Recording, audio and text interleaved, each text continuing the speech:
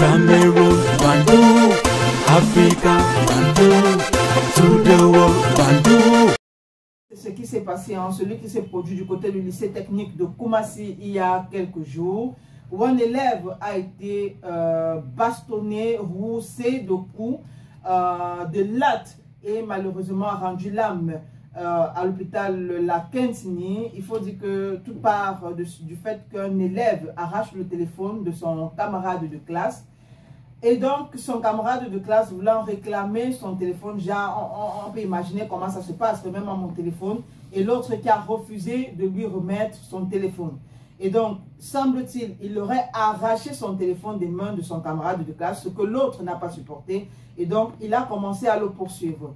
On ne sait pas trop comment ça s'est passé, l'enfant a réussi à fuir jusqu'à se réfugier dans une salle de classe, sauf que l'autre camarade de classe était allé chercher le renfort, comme on dit souvent au quartier. Donc tu prends mon téléphone. Oui.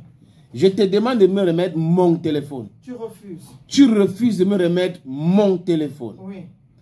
J'arrache mon téléphone entre tes mains. Tu commences à me pourchasser. Oui. Je veux bien comprendre. Pour me taper. Oui. Je fuis. J'entre dans une salle de classe. Tu pars chercher le renfort. Oui. Et l'enseignant de cette salle de classe me chasse. Aller bagarrer dehors. Aller bagarrer dehors. Et on arrive dehors, on me tue.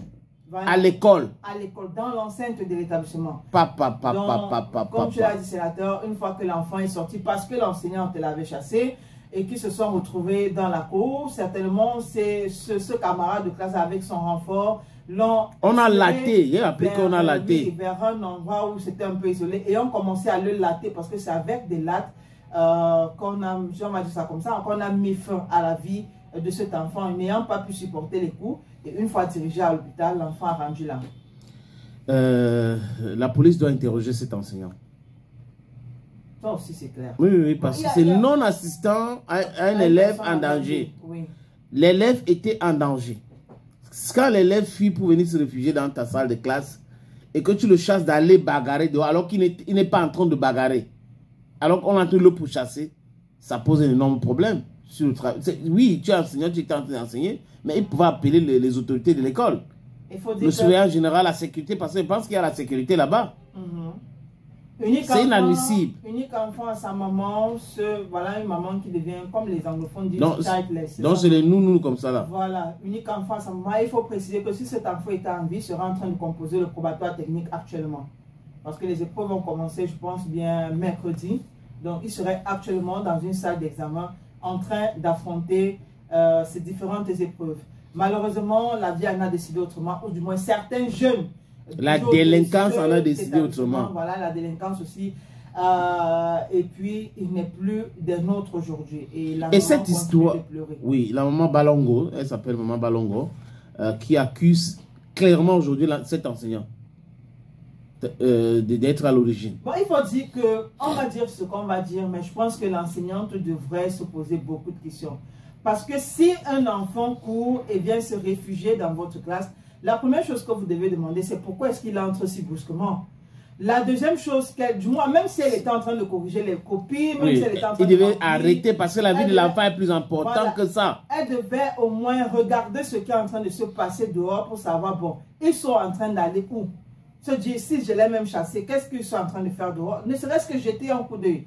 Peut-être même le simple fait d'avoir jeté ce coup d'œil, elle aurait pu appeler ses collègues qui devaient venir régler l'affaire, même si elle n'avait pas le temps. On dit ça, on dit n'importe quoi. Mais je pense que d'une façon ou d'une autre, si elle avait perdu 5 minutes de son temps pour garder un œil sur l'enfant, cet enfant serait encore en vie aujourd'hui. Ou si cet enseignant avait gardé l'enfant dans la salle de classe, appeler la sécurité. Oui, cet enfant serait encore en vie. Mais comme je l'ai dit dans un établissement dernièrement, je pense que la responsabilité aussi incombe aux parents. Il y a des parents qui ont des enfants à la maison, les enfants se comportent comme des petits dieux, des petits saints, alors que... On ne leur refuse rien. Oui, on ne leur refuse rien. On ne les gronde pas. Oui, et ils font de fautes. Très calmes. C'est-à-dire que si tu vois l'enfant à la maison, tu as l'impression que c'est Joseph. C'est l'enfant, je ne sais pas si c'est le petit frère de Jésus. C'est pas Joe. Non. Bah, tu as dit Joseph, non? Non, je n'ai même pas pensé. Okay. Donc, je voulais dire que ce sont des saints, en fait. Mais à l'école, c'est autre chose. C'est-à-dire qu'il y a le revers de la médaille. À la maison, on ne touche pas mon enfant, on ne gronde pas mon enfant. Oui. Tout ce que mon enfant veut, il faut lui donner. C'est quoi? Pourquoi tu parles mal à l'enfant là? Ce sont des délinquants patentés. Oui, mais cette histoire des téléphones qui se retrouvent à l'école, est-ce qu'il n'y a pas moyen pour que ces établissements-là contrôlent à l'entrée? Bon, le contrôle à l'entrée, sénateur, c'est vrai qu'on le dit, hein, c'est vrai que beaucoup d'établissements... Et même en salle de classe. C'est vrai que beaucoup d'établissements le clament, où on fait la fouille systématique à l'entrée, dans les machins et tout. Mais je pense que pour moi, honnêtement, c'est mon avis, c'est pas suffisant. Moi, j'ai vu des vidéos, j'imagine même quand moi je fréquentais, on faisait la fouille devant les établissements, devant le portail. Mais c'est pas ça. Nous, quand j'étais au lycée indépendant, vraiment, certains m'ont dit que bon, la fille... Nandje. On avait ce qu'on appelait la porte des étoiles. Ah quoi, non. On avait la porte des étoiles. Oui. Il s'agissait de quoi? En fait, c'était un mur loin derrière, je ne sais pas trop comment je vais expliquer, disons loin derrière, qu'on avait cassé pour nous échapper. Ok.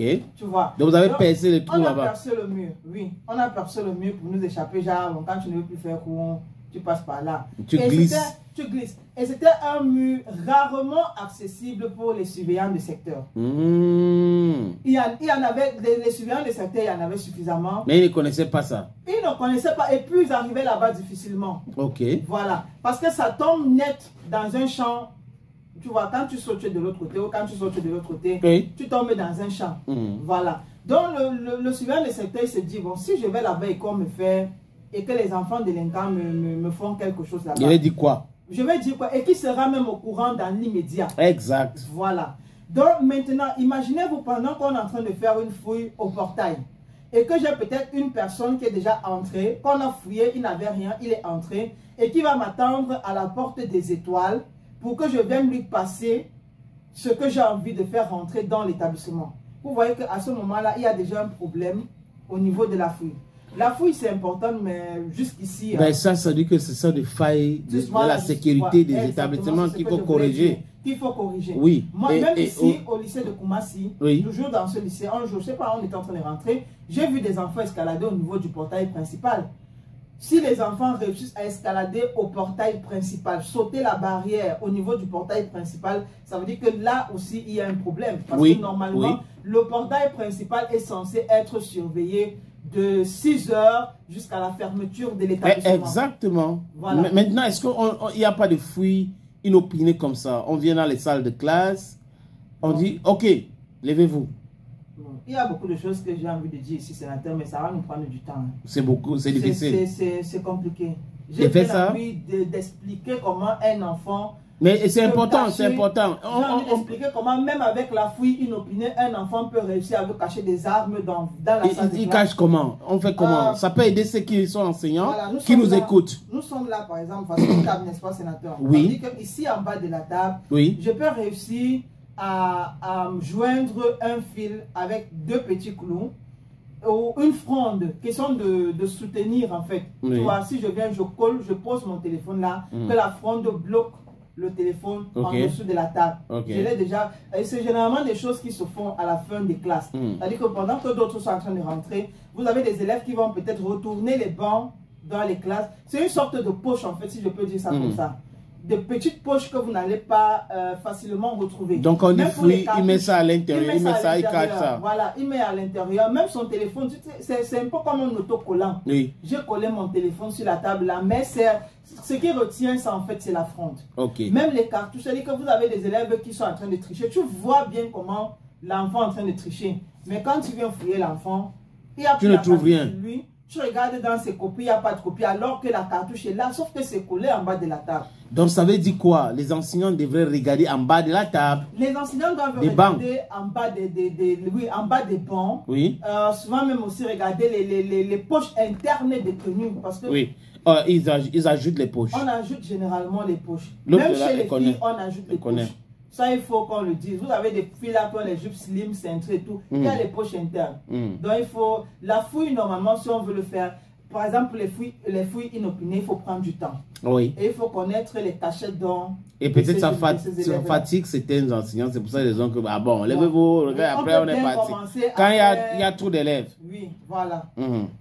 Mais bon. sinon, je pense que... Mais à la maison, prise. oui, mais à la maison aussi, il faut donner cette bonne éducation aux enfants. Il faut fouiller les chambres. Oui, c'est pour ça que j'ai dit tout à l'heure que la responsabilité aussi incombe aux parents. Oui. Ne voyez pas toujours vos enfants. Moi, j'ai appris 2 téléphones. N'est-ce pas? Oui. Bon, moi, j'en ai pris tellement. J'ai la collection. Même comme ça ne marche plus. Tu as récupéré? Oui, j'ai récupéré. Ok. Après, on dit que tu vas faire, ça veut dire que non, donne-moi d'abord. Oui, tu ne dois pas aller à l'école avec le téléphone. Voilà. Oui. Donc, ne prenons pas nos enfants comme des petits sangs à la maison. Tu vois, il est là, il est calme, il est tout. Souvent aussi, écoutons les enseignants. Quand un enseignant vous dit, par exemple, que ton enfant s'y est têtu, non, il faut t'asseoir. Ne dis pas qu'on est en train d'insulter ton enfant. Pose-toi des petites questions. Pose-toi les bonnes questions. Parce que moi-même, on me l'a dit. J'ai regardé d'abord mon enfant et dit, mais 2 jours après, j'ai compris, la maîtresse avait raison. Non, j'ai dit, elle avait raison. Parce que je voyais l'enfant, la lutte de la fête. Je dis, ok, d'accord. C'est que tu ne connais pas bien ton parent. Bon, d'accord. Bon, d'accord. Tu ne sais pas que je suis passé par là. Non, je lui dis simplement que tu ne sais pas qui est ton parent. Tu as besoin qu'on t'explique bien.